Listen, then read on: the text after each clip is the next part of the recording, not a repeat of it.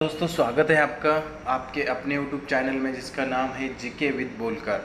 तो आज हम एक ऐसी वीडियो देखने वाले हैं जिससे हमारा नॉलेज थोड़ा सा बढ़ जाएगा। ठीक है, तो हम देखने वाले हैं दोस्तों हवा प्रदूषण। हवा में जो भी प्रदूषण होता है किस किस चीज़ से होता है वो हम डिटेल में देखेंगे। लेकिन इस वीडियो में हम देखने वाले हैं कि यात्री वाहन तथा व्यक्तिगत वाहन से जो धुआं निकलता है, जो गैस निकलती है, उनसे जो पॉल्यूशन होता है वो कितने हद तक होता है वो हम इस वीडियो में देखने वाले हैं। ठीक है, तो देखते हैं, शुरू करते हैं दोस्तों। वाहनों के धुएं से निकलने वाली carbon dioxide, sulphur dioxide, nitrogen oxide जैसी घातक गैस व लेरोसेल जैसे स्वास्थ्य के लिए हानिकारक कणों की मात्रा शहर की हवा में खतरनाक स्तर के आंकड़े को पार कर गए है।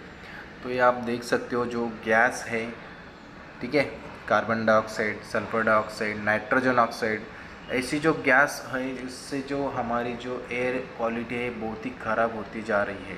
ठीक है, तो बहुत ही बुरी हालत हो चुकी है। ठीक है, एयर क्वालिटी की। तो आप ये इमेज में देख सकते हो कैसा धुआं, सब तरफ धुआं दिख रहा है, सब तरफ जो हवा है वो बहुत ख़राब दिख रही है। ठीक है, तो नीचे देखते हैं। भारत 125 मिलियन लोगों का देश है और मोटर वाहनों या ऑटोमोबाइल का सबसे बड़ा उपभोक्ता है। ये वाहन या तो पेट्रोल या डीजल से संचालित होते हैं, पर्यावरण और हमारे पारिस्थितिकी तंत्र को बहुत प्रभावित करते हैं। आमतौर पर कार से निकलने वाले प्रदूषक तत्व वातावरण में ग्रीन हाउस उत्सर्जन के सबसे बड़े योगदानकर्ताओं में से एक है। जैसा कि हम जानते हैं कि पूरी दुनिया ग्लोबल वार्मिंग के डर से गुजर रही है और इसका सबसे बड़ा कारण वाहन प्रदूषण का बढ़ता स्तर है, जिस पर हम सभी को शीघ्र ध्यान देने की आवश्यकता है। 125 करोड़ से भी ज़्यादा जो पॉपुलेशन है वो हमारे इंडिया में है और इसकी वजह से हमारे इंडिया में बहुत सारे व्हीकल्स है और उनसे जो निकलने वाला धुआं है उनसे हमारी जो एयर क्वालिटी है वो ख़राब होती जा रही है। ठीक है, तो अगर इस पर हमने जल्दी ध्यान नहीं दिया, जैसे इलेक्ट्रिक वाहन हो गए, चार्जिंग के जो व्हीकल्स हो गए, वो अगर जल्द से जल्द लॉन्च नहीं किए तो एयर क्वालिटी बहुत ही बुरी तरीके से ख़राब होने वाली है। ठीक है, तो आगे देखते हैं दोस्तों। पर्यावरण पर ऑटोमोबाइल का प्रभाव लगभग 80 से 90% है। पर्यावरण रक्षा कोष ईडीएफ के अनुसार सड़क पर चलने वाले वाहन वायु प्रदूषण का 1/3 हिस्सा होते हैं और सभी परिवहन से 27% ग्रीन हाउस गैस का उत्सर्जन होता है। मतलब जो भी ट्रांसपोर्ट है, हमारा जो भी ट्रांसपोर्टेशन है सभी वाहनों का, उनमें से जो गैस निकलती है वो 27% है, यानी कि बहुत ज़्यादा है। आप नीचे फिगर में देख सकते हो।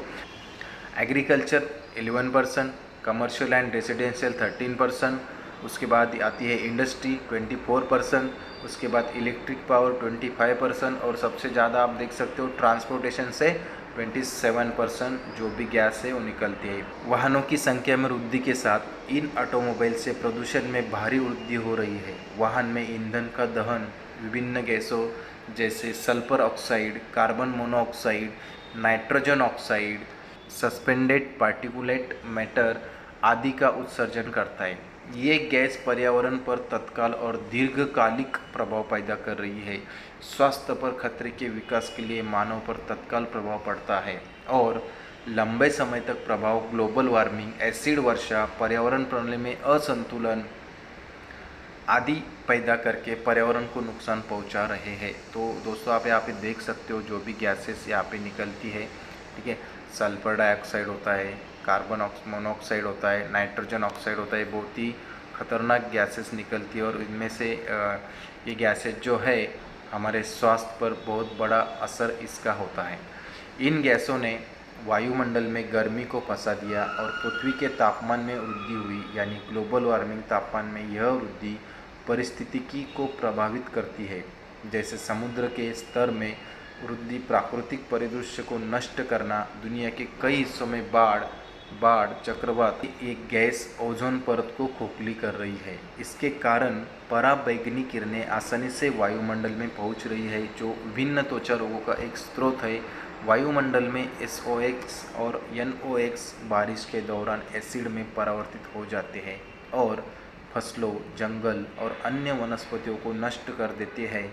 हवा में कार्बन डाइऑक्साइड एकाग्रता बढ़ रही है और अपने खतरनाक स्तर पर 400 ppm तक पहुंच गई है, यानी कि बहुत ही बुरी तरह से हाल हो चुका है।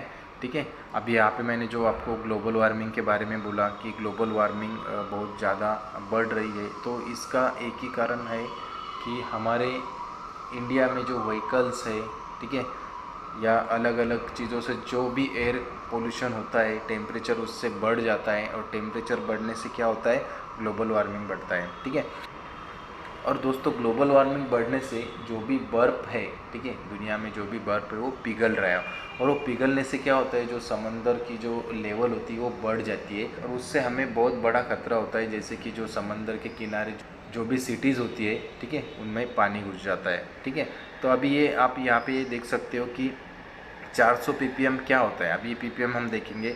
सेंट्रल पोल्यूशन कंट्रोल बोर्ड ने स्टैंडर्ड एयर क्वालिटी का जो स्टैंडर्ड है वो मेंटेन किया है। तो एयर क्वालिटी इंडेक्स क्या होता है, जैसे कि 0 या 50 के बीच में अगर हो तो उसको गुड रेटिंग दिया जाता है, जो गुड की कैटेगरी में होता है।